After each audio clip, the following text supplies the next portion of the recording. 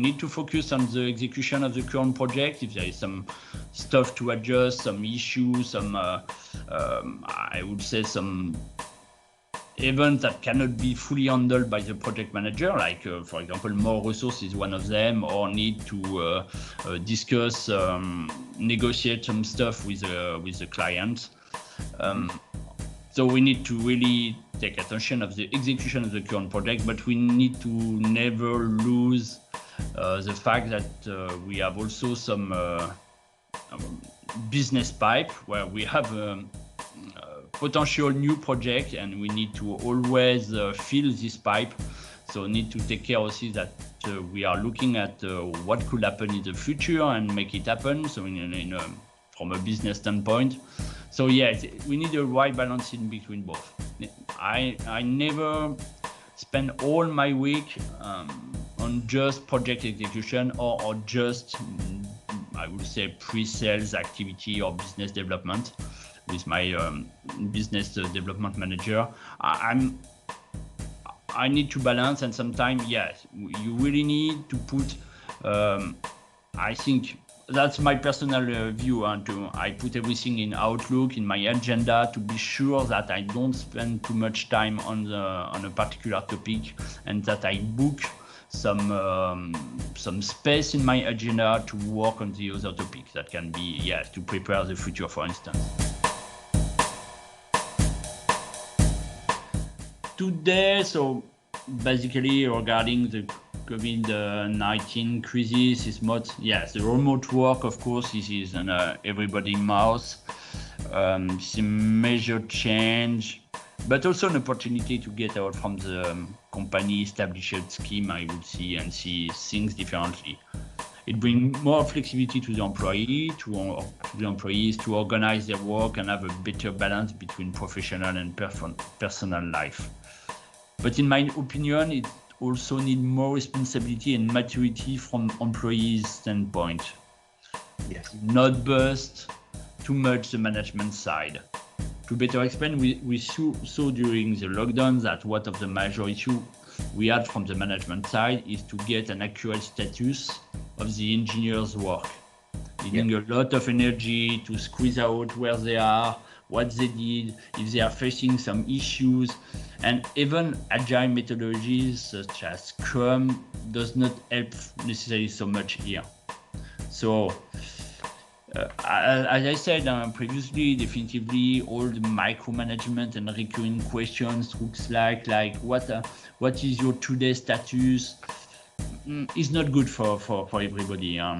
Manager like engineers, it does not really work and break the trust. It does not really work and break the trust between both parties. One point is that, first projects are here. The customer are doing project, innovative project. There is a lot of things.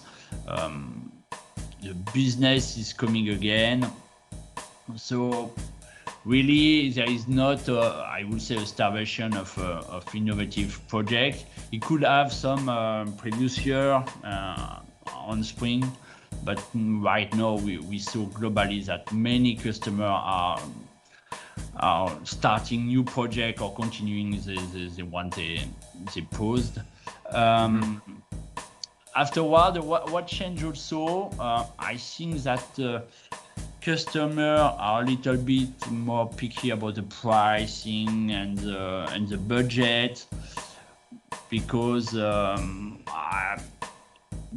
of course the crisis has a business impact on many of your customers, so they don't necessarily do exactly their objective for previous year, so they are a little bit more picky about that.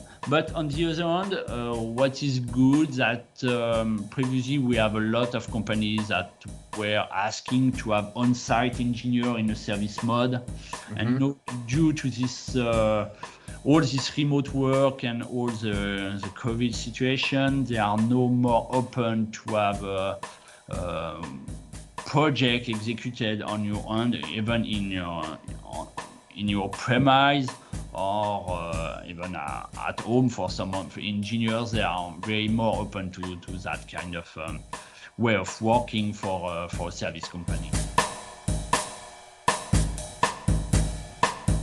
As a service company, yes, our technology choice are a mix of what customer wants and where we would like to go, also what we want to push, what we want to use.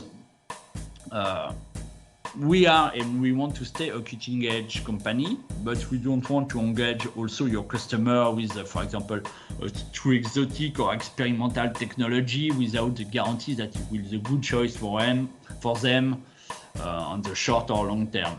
It's always the right balance of using new technologies because it often provides interesting functionality of improvement or to accelerate the development, but not at the cost of something unstable or unmaintainable for the customer projects.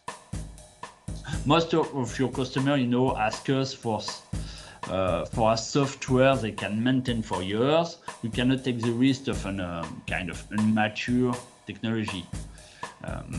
But we want also to, as I say, to stay on new technologies and to propose some stuff if we saw that it could be benefit for the project. Afterward, we also have internal R&D activities, not only by internships, where we can experiment, for example, on a brand new technology, at least to understand if we can use it on project in a near or long term for purpose. On the market on which we are positioned, so mainly connected device and all around that, one of the challenges is a wide range of used technologies because we cover from microcontroller to the cloud aspect. We meet a lot and tons of different technology where things are moving fast, especially, for example, we said on the web framework, IoT protocols. The challenge is to stay focused, to admit we don't know all related technology and reduce the scope of the technology where we want to put the effort. Maybe we do not take the best decision about investing on a particular technology instead of another, but we need to make some choice in order to be skilled and experimented enough on it. Even if finally you may change your mind a few months or years later. And also, the need of mature and proven technologies such as Linux, and in another hand, some brand new web framework justified to have a mixed team of engineers with both junior and senior. So still this kind of joke about companies looking for 10 years and more experimented Swift engineers, which only exist for 5 years. So it's why also we need some juniors that are skilled, not experienced, but skills on very new technology, and to mix all of them and to have a portfolio of that. So that's one of the main challenge, to be specialized and to make some choice about all the technology we need for your business.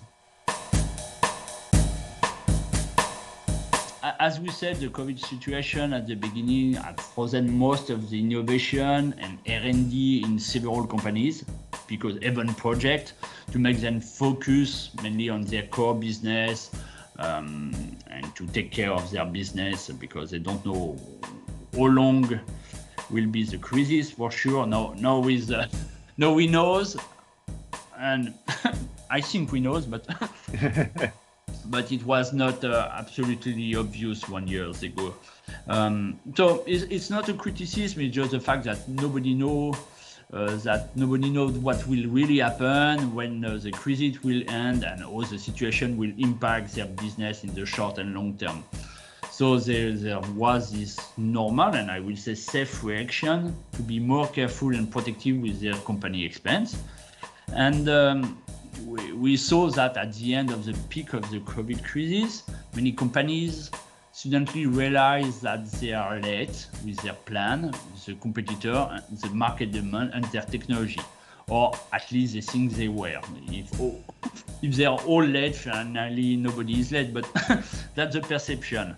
So we observe now that they are making up for lost time in innovation. Several of your customers are starting again proof of concepts to die, expertise on new technology. And also in your domain, connected and embedded device, your customers saw that the demand has mostly increased, caused by the acceleration of the digital transformation on many segments of the industry. That can be, an easier to consumer market. So we saw today, for instance, with the shortage of electronic components all around the world, that there is a strong demand in hopefully our business. So hopefully the software is less impact because we don't really have shortage, at least of engineer, but not of code, I would say. And we can start over more easily and quickly than hardware stuff that relies on the production. So if there is a lesson to be learned, it should be to never give up innovation and R&D during crises. I hope that it will, if we encounter a new crisis, we will remind that this aspect, or your customer will remind this aspect.